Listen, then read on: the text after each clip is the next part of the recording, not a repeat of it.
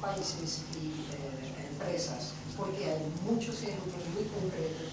Ya hace 10 años editamos también, publicamos como Pax Christi un informe de un capitán de la Marina Mercante que describe exactamente cómo pues Castro está pagando su deuda externa por la explotación de los trabajadores en la Marina, ¿no? Él tenía en cada puerto que visitaba aquí en Europa firmar un papel diciendo que por lo menos los trabajadores, los marineros recibían $1000 de salario, en realidad recibían $20 al mes y a veces 8 o 9 meses no recibían nada. El chantaje siempre está con la familia en la isla. Bueno, Curazao es otro caso muy concreto de explotación laboral como método de pagar la deuda externa. Hay mucha resistencia de autoocuparse, o sea, que nosotros tenemos que estudiar, hacer un estudio, y eso ofrece, yo creo que es por excelencia la oportunidad de hacer un estudio sólido de la complicidad de otros países. Holanda, por ejemplo, también es cómplice por lo que pasa en la dockyard, en el astillero en Curazao.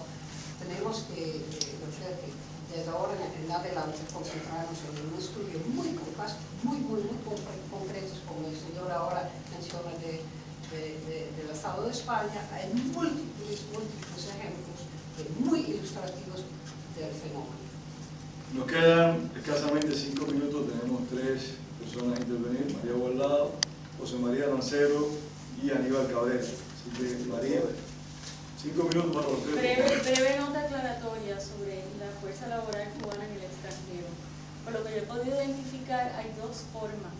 Una es el envío de profesores, médicos a países en Latinoamérica, hasta donde yo sé, incorporan también Guatemala, Honduras, Bolivia, donde se envían por razones propagandísticas y políticas que le sirven a la agenda de Fidel Castro, pero que también le suplen a los gobiernos de esos países una necesidad de enviar a estas personas a lugares donde sus propios médicos, etcétera, no desean ir o no pueden ir, etcétera, y que le generan un ingreso neto al gobierno cubano. De hecho, yo tengo cifras, hay años que mismos ministros cubanos han dado las cifras: 18 millones por los médicos. Con mucho gusto, al que quiera estudiar esto, yo se lo puedo pasar.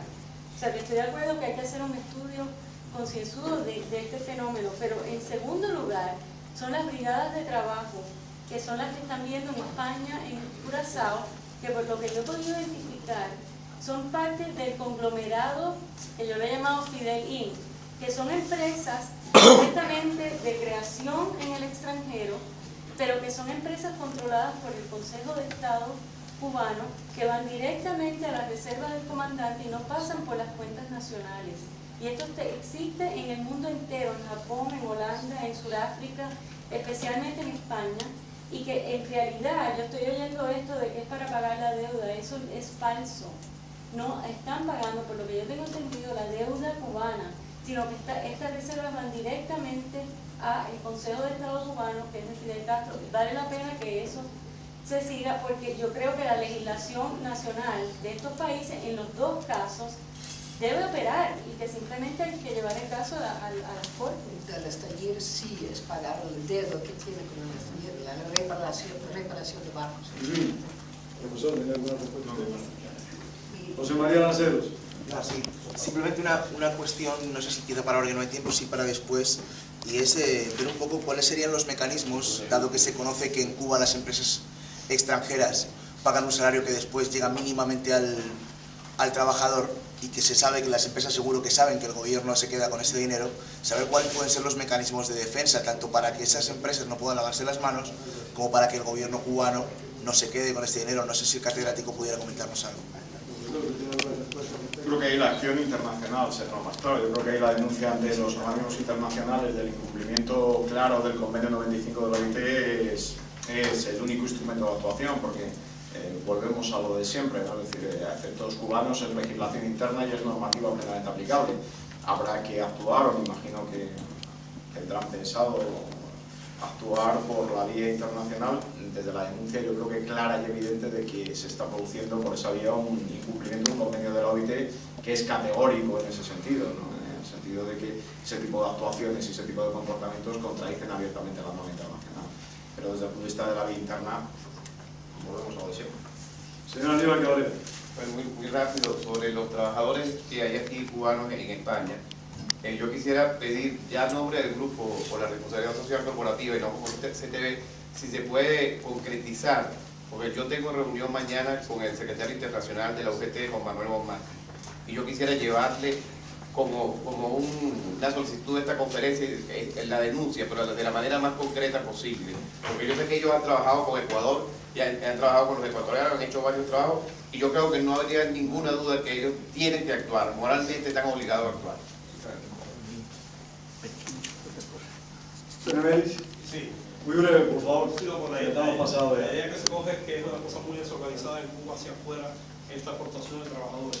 Desde el año 75 pues, existe un organismo que se llama CESE, Comité Estatal de Colaboración Económica. Están adscritos todas las empresas que por una forma u otra envían fuerza de trabajo al exterior, técnica o no calificada o no calificada. Y son varias políticas. Depende del país que sea, el tipo de colaboración, entre comillas, que se hace, ¿no? Sea para pagar algo o para cobrar algo. Muchas gracias. Me dice Dionisio Polo, de Cuba Futuro, que este documento sobre la marina mercante estará esta tarde en la mesa a la disposición de ustedes. Voy a dar 2 minutos a 2 personas. Nicolás. A los 3. 2 minutos. Lorenzo Mure, que no ha hablado todavía, y León, que lo está pidiendo hace rato. 1 minuto, León, por el reloj. Bueno, no, lo que quería clarificar un poco más sobre este sistema es que en América Latina lo que se está utilizando es, no se aplican las leyes laborales del país a que se refiere lo mismo que Curazao, porque ellos hacen unos tratados internacionales entre el presidente en el momento que está y el gobierno de Cuba. Es el caso del mismo Holanda. Holanda dice que Curazao es independiente con sus leyes y por eso no las puede aplicar a estos trabajadores. En Colombia está sucediendo lo mismo. Por una sola reunión. En Colombia está sucediendo lo mismo. Los tratados los hace entre el gobierno de turno y eso para evitar las leyes de nuestro país en caso de Colombia. Creo que en Curazao sucedió lo mismo, esa era la aclaración. Y no sé que en otros países estos tratados qué valor tengan. Sí, no, nada más que una palabra para recordar que la Unión Europea tomó una serie de decisiones a contra del gobierno de Birmania hace 2 años, prohibiendo a los dirigentes de Birmania de penetrar al territorio europeo. Yo creo que tenemos bastante casos de explotación, de violaciones de los derechos humanos, de abusos sexuales a contra de los niños para llegar a esta misma solución. ¿No sería una vía de lanzar a la opinión pública internacional una señal muy fuerte en cuanto a la posición de la Unión Europea y específicamente en cuanto a las violaciones de los derechos laborales? Bueno, muchísimas gracias. Muchísimas gracias. El tiempo se nos ha terminado. Tenemos un breve receso para tomarnos un café. Estamos de nuevo aquí a las 12:15.